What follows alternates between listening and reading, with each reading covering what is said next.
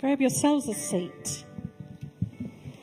Today we are continuing reading through the book of Mark, and we're up to Mark chapter 3. Last week, if you were here, Mark chapter 2, Jesus healed someone on the Sabbath day, which is a day of rest for the Jewish people, and the religious leaders were outraged, and from that point on decided they wanted to kill Jesus. They began the plot to kill him.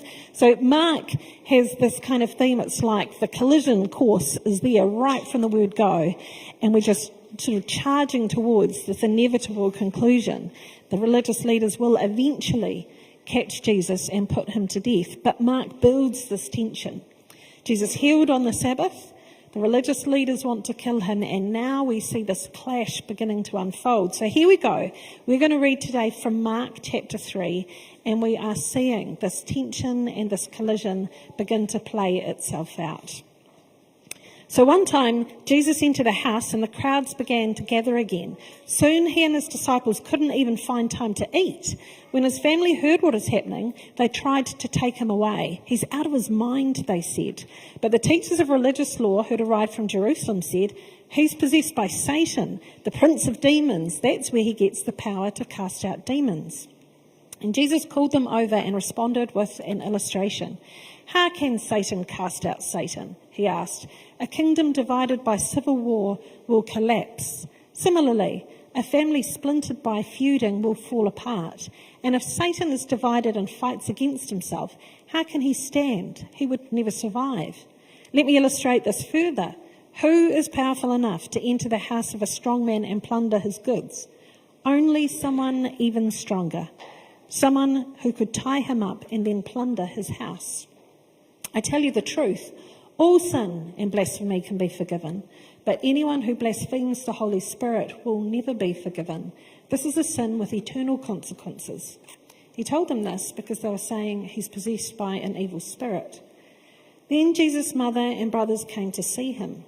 They stood outside and sent word for him to come out and talk with them. There was a crowd sitting around Jesus, and someone said, your mother and brothers are outside asking for you. And Jesus replied, who is my mother? Who are my brothers? Then he looked at those around him and said, look, these are my mother and brothers. Anyone who does God's will is my brother and sister and mother. So here we have this collision, and it's got to the point where, Jesus' family wants to drag him out. And what is going on here? Well, if we look at last week, here is the religious leaders. They are kind of in control of the culture, and Jesus has offended them. And what would you do if this was your friend or a family member? They've done something crazy. You just want to sort of drag them out. Come on, come with me. Let's get away from the trouble. Stop being a troublemaker.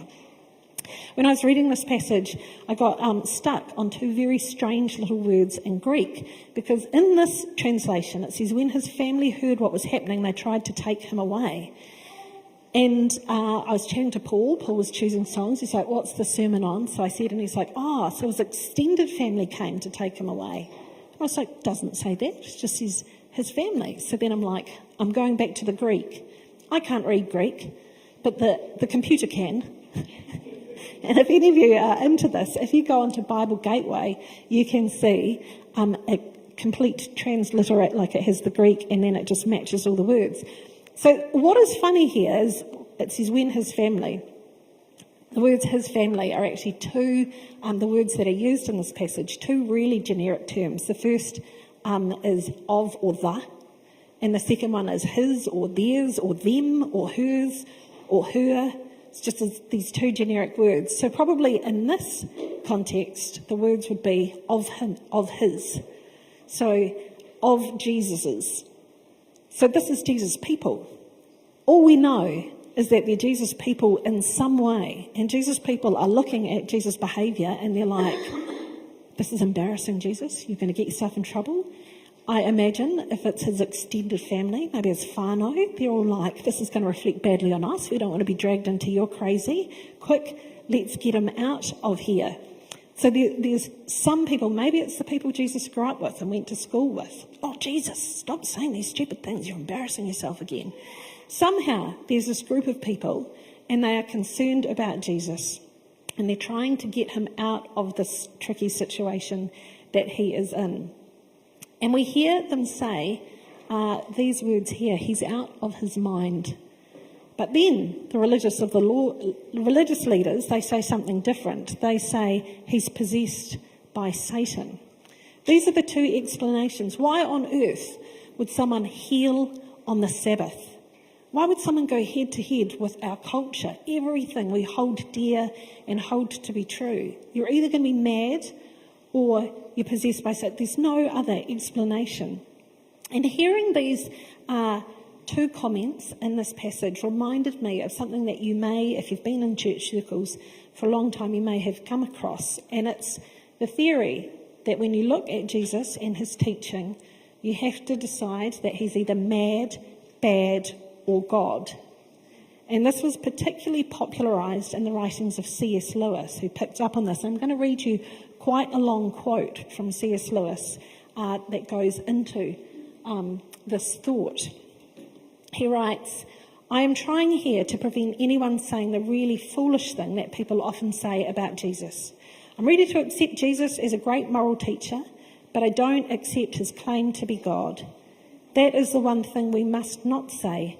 A man who is merely a man and said the sort of things Jesus said would not be a great moral teacher. He would either be a lunatic on the level with a man who says he's poached egg, or else he would be the devil of hell. You must make your choice. Either this man was or is the Son of God, or else a madman or something worse. You can shut him up for a fool. You can spit at him and kill him as a demon, or you can fall at his feet and call him Lord and God. But let us not come away with any patronising nonsense about his being a great human teacher. He has not left that open to us, and he did not intend to. Now, it seems to me obvious that he was neither a lunatic nor a fiend, and consequently, however strange or terrifying or unlikely it may seem, I have to accept the view that he was and is God. And this is what is being played out in Jesus' time. People are being forced to decide, who is he? And you see their baggage coming into play as they make this decision.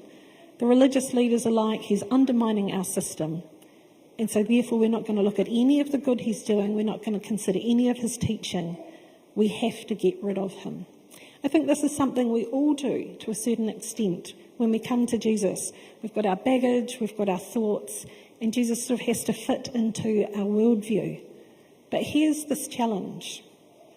Are we in our hearts saying, Jesus, your teaching is a bit embarrassing and it's going to get me into trouble if I choose to follow that. So if we can just push you out the door on this one. Or are we kind of like, this is going to turn the world upside down, it's evil, it's bad, I'm just going to pick and choose the nice bits. You think in Jesus' day, it seems really horrific what is happening here. You know, if you disagree with the religious leaders, they plot to kill you. I was thinking about this, thank goodness our world's not like that anymore. But then this week I have been listening to a podcast called The Rest is History. I've listened to the same episode many, many times because I find it, even though I enjoy it, it's also very good to go to sleep to. They have this really lovely, it's two guys, they have this really lovely, beautiful British accent. It's very calming. And so, if that's an issue for you, I'll just commend this to you. But anyway, the one I've been listening to lately is on Martin Luther. And in it sort of sets the world that he lived in, where everyone had to believe the same things. And then if you didn't, you were called a heretic. And what they did with heretics was put them to death. And so in the story, it talks about John Wycliffe. He was a man who translated the Bible into English. Well, the church at the time said, no, the Bible has to be in Latin. You can't have it in English, and so they killed him. And then it talks about a man called Jan Hus, who was a reformer from Prague, and he started challenging things the church was teaching, and so they killed him. And then we hear, and the podcast's probably a little bit like Mark, right from word go, Martin Luther goes head to head with the religious authorities, and then faces, this issue. Are they going to kill him for saying something different?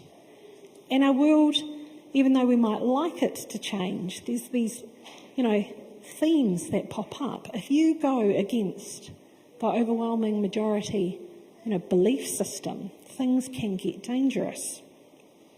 I think sometimes when we look around now, we can think, well, that only happens in pockets. And I don't know if you've noticed, but there's a fascination at the moment with documentaries about cults. Some of you may have seen a few weeks ago on TVNZ this documentary series, Escaping Utopia, about Gloria Vale. Very popular, people looking at it like, what on earth is going on here? There's this high control and very peculiar teaching and then abuse happening in this area. But it's not just on TVNZ. I've noticed that Netflix have realised the popularity of doing documentaries about cults. Now, Netflix chooses its content by algorithms, and the computers tell them what TV shows are going to be popular. This is what I've read. And this is why on Netflix you will find a lot of shows about cakes. Is it cake? There's a lot of TV shows about cakes. And now, obviously, the algorithms have said it's not just cakes that people are interested in watching TV about. It's also cults. Now, this is bad news for me, because I was about to get rid of my Netflix subscription because cost of living and all that, let's save a few cash dollars. But no, now there are documentaries about cults. And I like watching documentaries about cults, and clearly a lot of people do. But there's been a couple lately, Escaping Twin Flames, fabulously wealthy couple who decided that their business would be better as a religion because then it's you don't have to pay taxes. So they've created a religion, and it's all about finding your soulmate or your twin flame. And it just gets really bizarre. It's crazy. It's only 3 episodes, if you like watching documentaries about cults. Anyway, so there's these people trying to get out from this really peculiar world that's got its whole cultural system. They give their all to it. The leaders are really wealthy, everyone else is poor and volunteering all their time to keep this thing going. But then there's another one hit the screens this week. This one's called Dancing for the Devil. And this is a Christian cult, sadly, where, again, cult leaders getting fabulously rich, and he signs up dancers and becomes their manager, and then takes 20% of all their earnings, and then they have to give 10% to the church as a tithe, and then they give 10% as an offering, and then they give 10% for the man of God, that's the leader, who's very wealthy, and then they have to pay rent to the church because they live in church houses, and they end up at the end of each week with nothing, and he's really wealthy. And, here is this high control environment that people then sort of struggle to figure out how you can get out. Now, I don't know if they all actually technically meet the definition of cult, but here is this new fascination. What is it that draws people into these environments when, we see how damaging they can be? And I think as I was thinking about this, it's like we can think in our culture, well, there's just these pockets of weirdness that Jesus was up against. He challenged them, and then it became very difficult. But actually, if you go wider than just these pockets and actually look at our whole culture, you begin to see that while there might not be a religious framework that everyone is working from anymore, that has this oppressive system, there is still these belief systems that run through that if you challenge, you can find yourself in a lot of strife.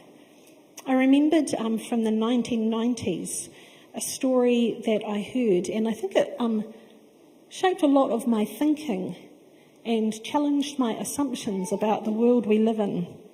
There was a man called Ken Saro-Wiwa, and he was from Nigeria. He grew up in an Anglican boys' home, and I think was one of the success stories. I know from more documentaries that they're not all good, but his was a good experience, and he went on to uni, and then he became an advocate for his indigenous people group in Nigeria called the Ogoni people.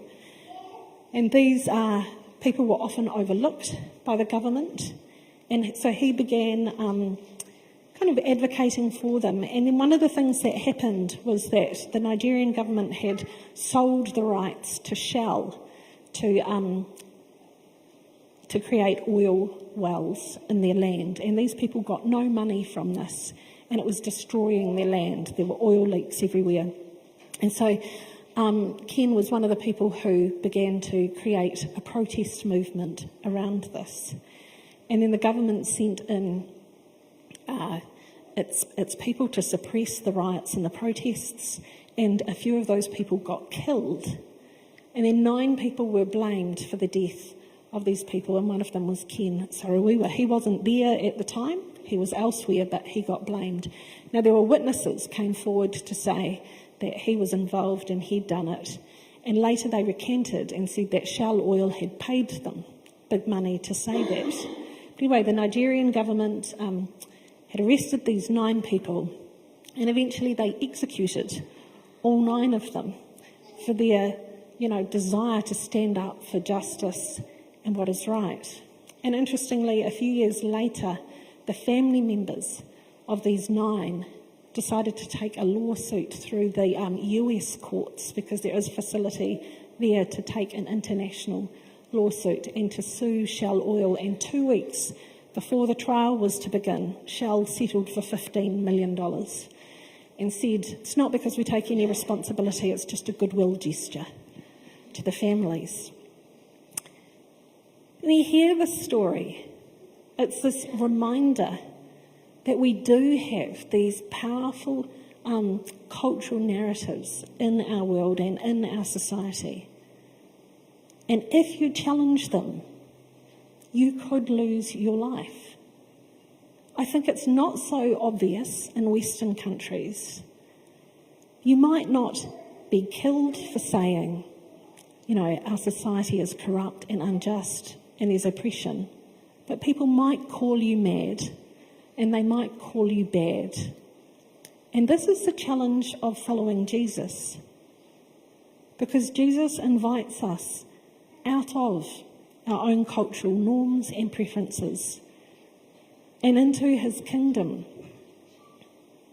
where there is good news for the poor and freedom for the oppressed and healing for the sick and a welcome for all. And in our culture, those values cut against what we are told from birth, that it's all about you, that you need to become successful, that it doesn't matter about those on the periphery.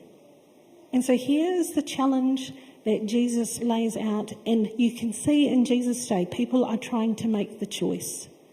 Are they going to write Jesus off, or are they going to be a disciple and follow him?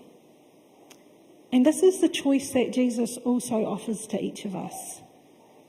Because we don't live in an environment where when we're born, we are told from birth, this is what you must believe in terms of religion.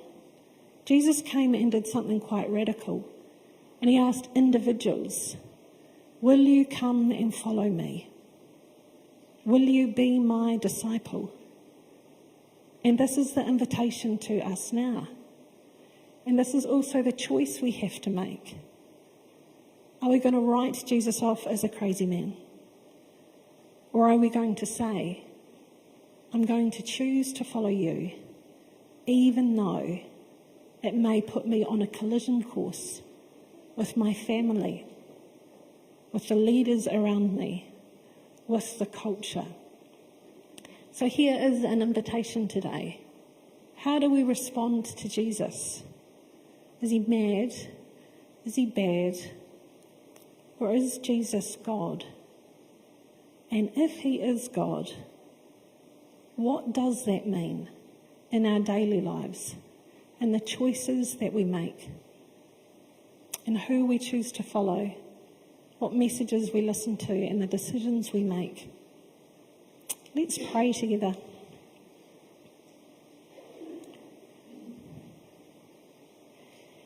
Jesus, you encounter each of us individually, and you do offer that invitation to come and be part of your family, your mother, your brothers, your sisters, to to join this revolution that is unfolding in the world. A world where oppression ceases, where justice comes, where peace flourishes. But God, often we don't even notice those powerful words of our surrounding culture that invite us, that tempt us to walk a different path. And Jesus, for those of us who have chosen to follow you, I pray give us courage and strength when we have a decision to make. May we choose your path. May we seek your kingdom first. And God, for those of us who are still struggling to figure out what we think of you, what we make of Jesus, I pray continue to reveal yourself to us. May we accept that you are God and that you call us to live in the way that we were born to live. We ask these things in Jesus' powerful name. Amen.